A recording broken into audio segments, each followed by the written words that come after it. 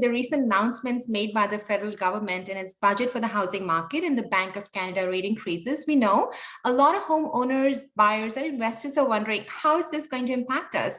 We want to bring more clarity for our clients and viewers. So to join us today and guide us through this, we have a very qualified and experienced mortgage broker with Lotus Loans and Mortgages and a very dear friend, of course, Neil Pahuja. Welcome, Neil.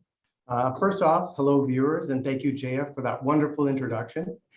Before we get started, I just wanted to let our viewers know that it's been an absolute pleasure working with you, Jaya, and your husband over the past, I think it's been 20 years. You both are great realtors and amazing friends. Thank you. And the same goes for you, absolutely. Oh, thank you. Yes. So back to your question. Yes, Neil, help us make sense of this, right? Let me start first of all by talking about the latest Bank of Canada decision yesterday, where the prime rate was increased by 0.5%, where it was made quite clear that further rate increases are to be expected. So bank rate or bank prime has now gone from 2.7% to 3.2%. And the discounts on variable rate mortgages has lessened in the last few weeks, where banks were offering prime minus 1% about a month ago, and now they're offering about prime minus 0.5, which takes the new variable rate mortgage clients up to a net rate of 2.7%. And fixed rates have also increased lately. 5-year fixed rates are over 4% right now. And this means that rates are significantly higher than they were just a few months ago. And this will certainly act to erode affordability, and perhaps this finally halts the significant appreciation in the Canadian housing market that we've experienced over so many years. And by the way, prime rate increased by 0.75% since just this past March. And the Bank of Canada meeting scheduled for June 4th, there's already been talk about a potential quarter-point increase, maybe a half-point increase. So rates have been historically higher in the past, but we should all remember that because we're all stress tested, when we qualified for our mortgages, mathematically, we should be able to afford more increases. Not that anybody wants these, but be prepared. Right. Absolutely. Okay. All right. So let's shift the conversation over to last week's Canadian federal budget announcement, which included several measures with the goal of cooling Canada's red-hot housing market. Well, one of the measures is the introduction of a tax-free first home savings account that will allow Canadians under the age of 40 to save up to $40,000 towards their first home.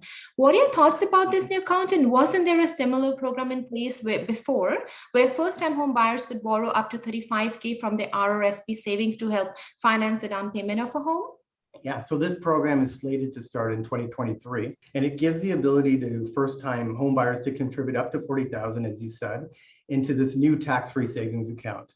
It'll be tax deductible like an RSP, and there'll be no income tax payable with the withdrawal of these funds like a TFSA, as long as the purpose of the withdrawal is for a home purchase. And another interesting feature of the first home savings account is that it will not have to be repaid, which makes this program different from the first time home RSP loan program, which you mentioned in your question, Jaya. Okay. So in my opinion, the fact that you don't have to pay back your RSP withdrawals, this program will be more popular than the homebuyer program.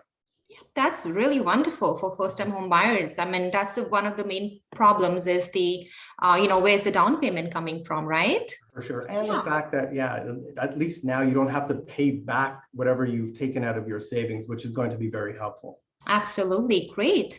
One of the more popular proposals in making housing more affordable is a 2-year ban that will block most foreigners and non-Canadian companies from buying real estate in Canada. What's your opinion on this tactic? And as a mortgage broker, what percentage of these transactions do you really see in a year? Yeah, this proposal received a lot of media attention. I'm not sure if this proposal is going to have any significant effect on the market, since the percentage of these types of borrowers is actually pretty low. Our office closes about 300 transactions a year, and we close about 1 of this type per year. And that's the consensus with other mortgage brokers I've spoken with. Yep. Also, there's a lot of loopholes in the program, such as exemptions for permanent residents, foreign workers, and international students. So again, I don't see this proposal being any type of game changer. Absolutely. I agree on that. Absolutely. I mean, when does that transaction happen? Yeah, Very rare. Yes. hardly ever. So, yeah. All right. So, here's a really good one. And I'm sure most home buyers will be really curious to know how it pans out. The government has created a new home buyers bill of rights. So the process of buying a home is fair, open, transparent. Well, it is already, but anyways, including open bidding. Now, can you give us your view on this new bill of rights? Sure. So the bill includes a ban on blind bidding, as you said, Mhm. which hopefully will keep buyers from overpaying for homes. And the bill includes the legal right to perform a home inspection. So this right, in my opinion, is a fair one. It will give buyers a chance to determine the true value and condition of the home that they're buying up front. Furthermore, the bill is supposed to increase transparency about previous prices of properties. I know this information is already available at a minimal cost, so I guess I'm wondering if the government is now going to give this information up for free. And Mhm. the bill also gives buyers the right to know when real estate agents are involved in both sides of the sale. And Jaya, correct me if I'm wrong, but doesn't this right already exist in Already Ontario? exists. It Yes. already exists. And that's called dual representation. And Got it. there is a column you have to sign, both the sellers and the buyers agreeing that they actually understand that that's happening, right? Because there's a gray zone there. Yeah, Yeah. makes sense.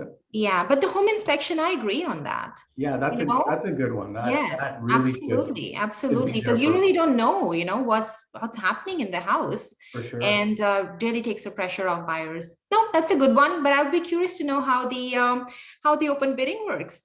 I mean, Yeah, that's going to be new, right? that will be a game changer, Jaya, if that comes Yes. to fruition. Oh, well, Yeah. well, we come to that. Yeah. Let's see when it comes into effect. Going on to the next one, as of Jan 1, 2023, anyone who sells a property they've owned for less than 12 months will have their profits taxed as business income, with exceptions made in cases where, of course, it has to be, tied to legitimate unforeseen circumstances. What do you think of this measure? Actually, I think this measure is long overdue, in my opinion. If Mhm. someone makes their living by flipping houses, they should pay income taxes at the same rate as everybody else. Absolutely. Yes. One thing though, these days it takes a significant amount of time to obtain permits, to procure material due to chain supply constraints, not to mention how backed up contractors are. So I think the Hmm. so-called home flipper won't be too hard pressed to hold the house for Yeah. 12 months and avoid the tax anyways. All right. Okay. How about the, measure when reselling a new construction purchase agreement under assignment is that the original buyer must pay the HST based on the original purchase price at the time of sale now, Yeah, I think that's the right? point though. Yeah. For those who don't know, assignment sales are those where an initial deposit with no intention of closing the transaction. Instead, the original buyer assigns or sells the right to buy the property and then profits from the appreciation over the original price. I hate to say it, but it's probably long overdue that assignment sellers should pay Yeah. their share of tax on this type of profit. Absolutely, because they are making a huge profit. Yeah. Yes. Okay. All right. I'm glad we're on the same page. And finally, what are your overall thoughts of the federal government's 2022 federal budget in regards to the impact on the real estate market? I think the federal budget was long in promises and new measures, but I'm not sure if there's enough in the budget to deal with the increasing housing supply shortage and affordability issues, especially considering that in the next few years, we're expecting a rather large amount of new immigrants. And I actually think that the 50 basis point Bank of Canada rate hike will do more than this budget will in terms of taming the housing market and stabilizing home prices. All right. Well, thanks for sharing all this information with us today and with your experience. The market continues to stay strong because definitely that's, what's best for the economy. And viewers, I hope you found this information helpful. And to reach out to us or to have any help in your real estate purchase or investments, please do contact us. Our information is in the link below. And thank you to Neil Pahuja from Lotus Loans and Mortgages. Wonderful talking to you. Thank you very much. All right. Have a wonderful evening. Take Hi, care. Jaya. Bye.